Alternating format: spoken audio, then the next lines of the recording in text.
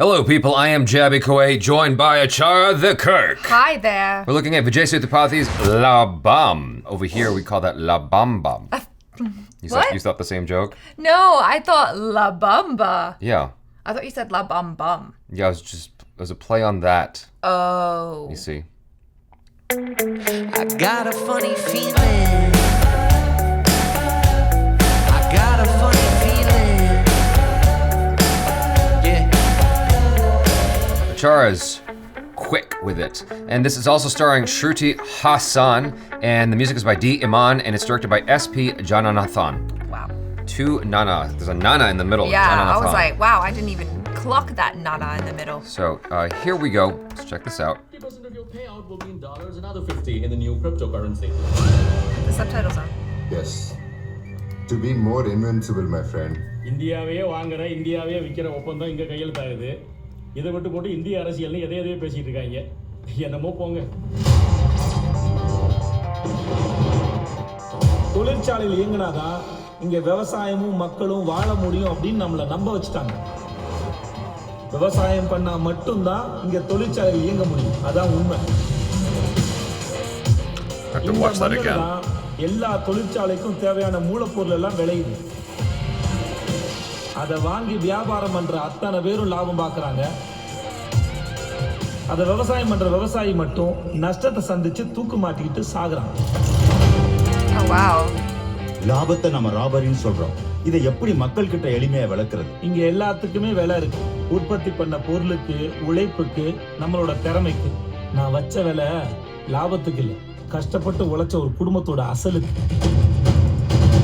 இங்க அடிச்சா மும்பைல அடி விழும், மும்பைல அடிச்சா லண்டன் மார்க்கெட்ல அடி விழும், லண்டன்ல அடிச்சா அமெரிக்கால அடி விழும். இங்க உழுற ஒவ்வொரு அடியும் உலகம் ஃபுல்லா உழுற அடி. எல்லாமே சட்டப்படி தான் நடக்குது. பஞ்சார அதிபரும் கரும்பார அதிபரும் உன் மேல ரொம்ப கடுப்பா கோபமா இருக்காங்களே. பொருளாதார அதிகாரத்தை கைப்பற்ற முடிவு பண்ணிட்டான். அதுதான் அரசியலுக்கான அதிகாரம் தெரிஞ்சு போச்சு. முடிச்சிடுங்க. ஆனா உழைக்கிற ஜனங்க என் மேல அன்பா தானே இருக்காங்க. ஜனங்க எப்பவுமே இப்படி இருப்பாங்கன்னு நீ நம்புறியா?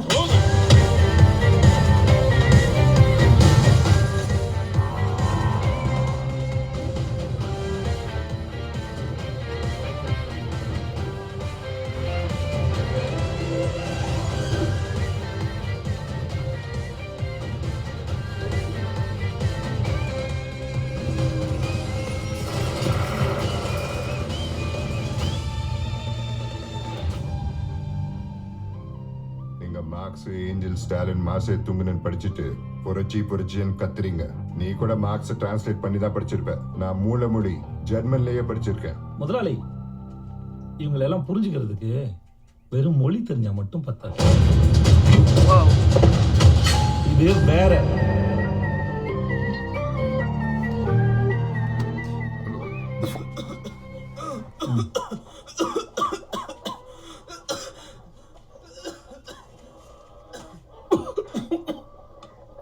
Oh God.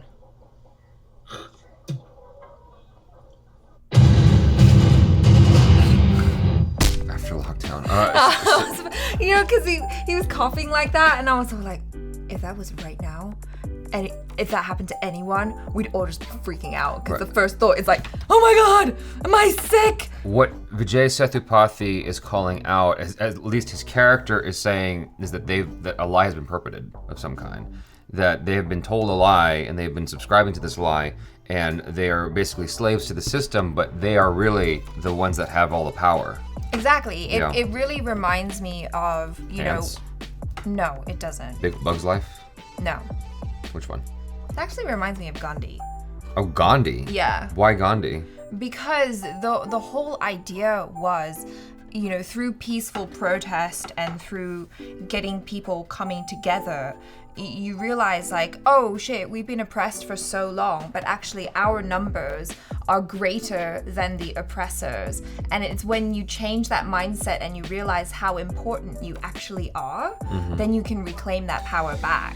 The only reason I guess I wouldn't go to Gandhi, not to make this like an ideological or you know, I guess ideological debate, is because Gandhi was a peace movement. Yes. This is not peace. No, this is not peace, but it just reminded me of that in the sense of like, when you realize that you in your numbers you are powerful and that you are important. It's such an interesting mind shift because it's that realization of, oh shit, we can crumble world economies if we just say the ripple effect. No. Yeah. It's a very massive ripple effect that he pointed Yes. out because a lot is dependent upon the hard labor in India and other parts of the world. I mean, let's take for instance, at least formerly, the iPhone, right? Irrespective of your feelings about China, the iPhone was often made, or was formerly made in China exclusively, right? All in Chinese factories, and there was a lot of investigations regarding that because of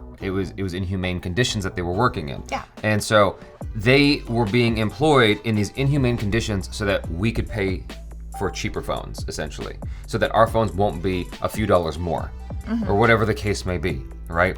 And it's like if that factory shuts down, suddenly we don't have our phones and we don't have that convenience anymore. And so what he's talking about there actually makes a lot of sense because there's a lot of exporting that's going on from India. Like a lot of the clothes I'm wearing right now might be made in India, right? And it's because the labor is cheaper to hire from another country than it is from domestically. If those factories just decide, let's just stop, that's gonna hurt so many businesses globally. I didn't even think of things on that scale, like if someone had the foresight to see that, what the repercussions of that would be. That's actually very, very fascinating. And it's not even factories, he's talking about farmers. Oh, right, well I'm just saying, like basically anything with that is exported. Yeah, no, but it's not even that because it's like farmers provide us with food. If the farmers are just like, no, then everything falls apart. Right. It's interesting because farmers are placed so low, it seems, on the totem pole or like within society. They're looked down on as laborers because they're doing all this hard work, all this hard graft, but actually they are essential for society and for our survival. You're right. I mean, it is fascinating to think that if the farmers in India decided to shut business down, what the repercussions of that would be, what the ripple effect of that would be. Yeah, and just how much control, because Vijay's character in this is now becoming a target of politicians because he's realized that, oh, if I just gather the people together and we fight for our rights, whatever that is, I'm not sure if it's like they're just trying to get a fair wage or whatever, then actually now they have power over the politicians and now he's got a target on his back and people want him dead. It's a very interesting premise for a story. This feels like a number of the Tamil, Telugu films that we've seen in recent years, particularly like the Rajnikanth ones. Everything I've seen from Rajnikanth lately has had this sort of vibe to it. The one we watched with Surya, I believe, also had this sort of vibe, where it's about the little person, the little man. The everyman. The everyman, yeah. But I mean, in terms of like society, right? It's like the small person on the scale, the most disposable person on the scale, right? That is not important, but it turns out that they're actually extremely crucial, extremely important to the whole. The difference between this and a Rajnikanth film, of course, is it doesn't have the Rajnikanth swag, right? But there's certainly a little bit of something for everyone. There's certainly action in there.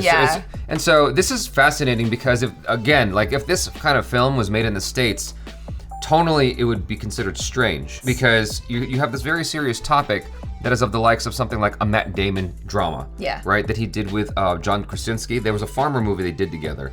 I forget what it's called. I think they did a farmer film together, but it was a drama, just talking heads, emotions, that's it. It's not about action. Whereas in India, they're like, we don't give a shit, we're gonna do action.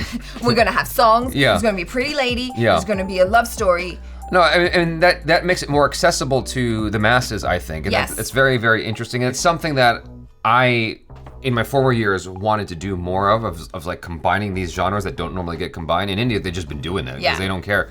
And I think that's cool. So it's a very interesting premise, very interesting story. And I like Vijay Sethupathi quite a bit. Yeah, I think it's cool that he's lending his name to the production side of it as well. Coming on board as a producer, you can tell that this is a project that he's very personally invested in. And I think it's a good message. I think the motto at the end of the day would be know your worth. Exactly. Know what your value is because and be ready to stand up for it. Right. Join forces.